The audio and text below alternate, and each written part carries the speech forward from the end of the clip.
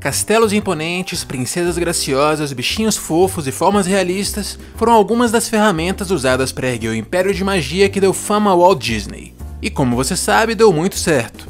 Walt ficou marcado para sempre como um dos nomes mais importantes da indústria do entretenimento.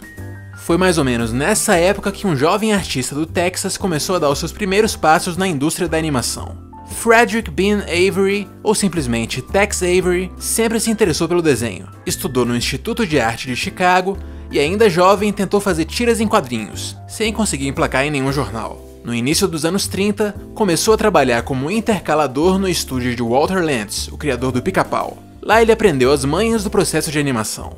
Tex começou a pôr essas lições em prática quando migrou para Warner, em 1935. Foi ali que ele começou a trabalhar como diretor de curtas animados. Seu primeiro, ainda assinando como Fred Avery, foi um chamado Gold Diggers of 49, lançado em 6 de janeiro de 1936. Já no ano seguinte, ele apresentou ao mundo sua criação mais famosa, o Patolino, uma criatura que foi se tornando cada vez mais doida, até o dia em que perceberam que ele faria uma ótima dupla com o Pernalonga se fosse mais egocêntrico e azarado. O Pernalonga, aliás, não foi criado por Tex, mas ganhou dele a personalidade que o transformou no melhor personagem de desenhos animados de todos os tempos, segundo a revista TV Guide, e até o maior ator do último milênio, segundo o Washington Post. Devido a um desentendimento com Leon Schlesinger, em 1941, Tex Avery trocou a Warner pela MGM. Desfrutando de uma liberdade criativa maior, Tex fez alguns dos curtas animados mais inesquecíveis de todos os tempos. São dessa época, por exemplo, Red Hot Riding Hood e Bad Luck Blackie. O Droopy é um dos personagens mais populares dessa leva. Ele repete um pouco do comportamento que a gente via no Pernalonga. Ele enlouquece os adversários com aquela incrível capacidade de, mesmo com a aparência sonolenta de sempre, derrotá-los sem jamais perder a tranquilidade. Também surgiu aí o Screw Squirrel, um dos personagens mais sacanas que já se viu em um desenho. Infelizmente, o público não gostou muito do esquilo e ele acabou sendo abandonado depois de estrelar apenas 5 curtas. Desenhos animados que tivessem algum elo com a realidade não combinavam com Tex. Ele revolucionou ao trazer para a animação um espírito de anarquia, cinismo, insanidade e humor da melhor qualidade. Claro que as piadas e situações incomuns estavam presentes em praticamente todos os desenhos, mas Tex dava um destaque maior a personagens totalmente livres de qualquer sanidade mental. As piadas visuais eram as grandes estrelas dos seus curtas, e o exagero era uma marca da sua animação. Tex Avery também inseriu em alguns de seus desenhos uma certa sensualidade. A Chapeuzinho Vermelho foi transformada em uma sexy cantora de jazz em Red Hot Riding Hood e serviu de inspiração para Jessica Rabbit, de Uma Cilada para Roger Rabbit. Também teve seu espaço a Cinderela, tão ousada quanto a sua colega de contos de fada, no curta Swing Shift Cinderella.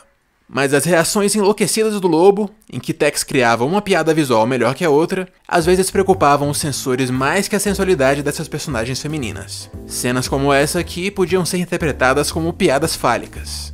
Em 1954, Tex deixou a MGM, pouco antes de ela parar de fazer curtas animados para o cinema. Depois de um rápido retorno ao estúdio de Walter Lantz, Tex passou a fazer propagandas como essa. I'm telling the boys and girls about new pre-sweetened Kool-Aid. Pre-sweetened Kool-Aid? Oh, let me at it. Squam Wabbit.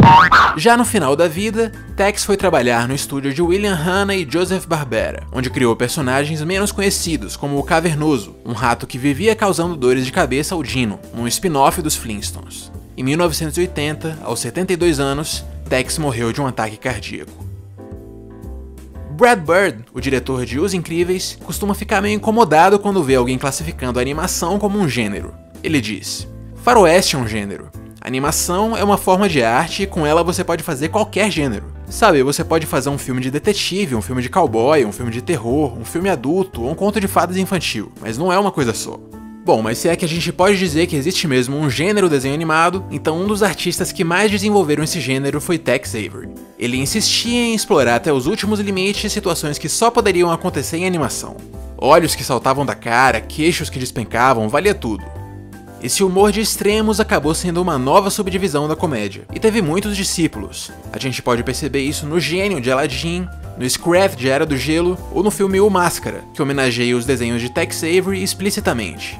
Tex Avery criou um estilo de humor inconfundível e deixou para sempre a sua marca na história da animação.